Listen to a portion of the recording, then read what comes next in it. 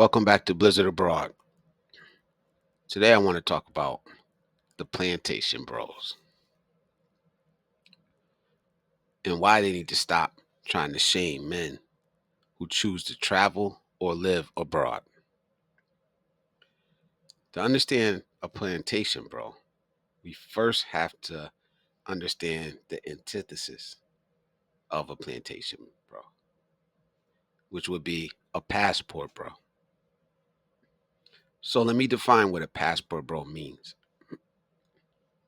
Passport bros are men who decide to travel or relocate to other countries seeking an overall better quality of life, whether that is financially, relationship, dating prospects, whether they just want to retire, whatever they want, they have chosen to use their passport to go seek their happiness. That, to me, is a passport bro. They believe the chances of finding their happiness in a more fulfilling life is higher outside of their home countries, whether that be the US, whatever country that is. Now, contrast that to the plantation bro mentality. So plantation bros, I believe, have what we call a slave mentality. They're going to stick to societal norms, whatever come what may, and they're going to shame others who choose to seek alternatives and exercise their options. It seems like they're just upset. They're stuck for whatever reason it is. It could be fear of exploring or trying something new. It could be financial situations. It could be family obligations. It could be, criminal obligations. Maybe they got some child support. I know people that have got thousands and thousands of dollars of child support. They can't leave. They are stuck here. So they choose to, they're exercising their options. They just don't have as many options, and they are upset. The plantation bros, to me, are the ones that exhibit the problematic attitudes because they have a limited perspective. These are the guys that refer to other countries negatively. These are the guys that you'll hear saying third world, poverty stricken countries. They have no cultural sensitivity, they have no global awareness. These are the guys that assume that every country outside of the US or the Western countries are poor. They're just poverty stricken. They have no idea about global economics. No idea. These are the guys that often believe that every woman outside of America or the Western countries is either poor, uneducated, or prostitutes. Just listen to how they talk. They they attack the passport bros. They attack male travelers, but more often than not, they are attacking the countries, the cultures, the women in these foreign countries. They ignore the fact that those same conditions exist in the West, particularly in America. In some cases, like drug abuse and gun violence, those issues are worse in America. So I just want to be clear that actively seeking your happiness is not a weakness. It takes real strength. to pursue a better life. And I'll tell you what's weak: staying content in a place where you're unhappy is weak. Being afraid to explore different things is weak. Bowing down to shame and insults is weak. Caring about what others think of you is weak. Looking down on other cultures you have no knowledge of is weak. Being scared to think outside of the box is weak. Complaining, and doing nothing about it is weak. Plantation Bros. You have to realize that it takes a big set of balls to travel to the other side of the world to seek out your happiness. That's not weakness, that's courage.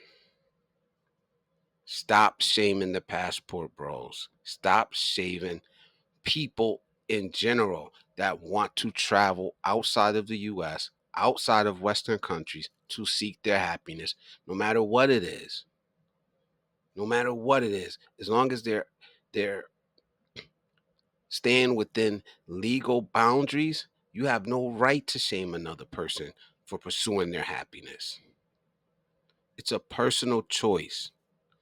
Traveling or relocating is a personal decision.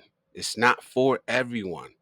So it may not be for you, but that does not mean that it's wrong. Expanding your horizons, experiencing different cultures, seeking personal growth, broadening your perspectives is not wrong. Seeking happiness. If someone believes that they can find a more satisfying relationship or life abroad, then why would you discourage them?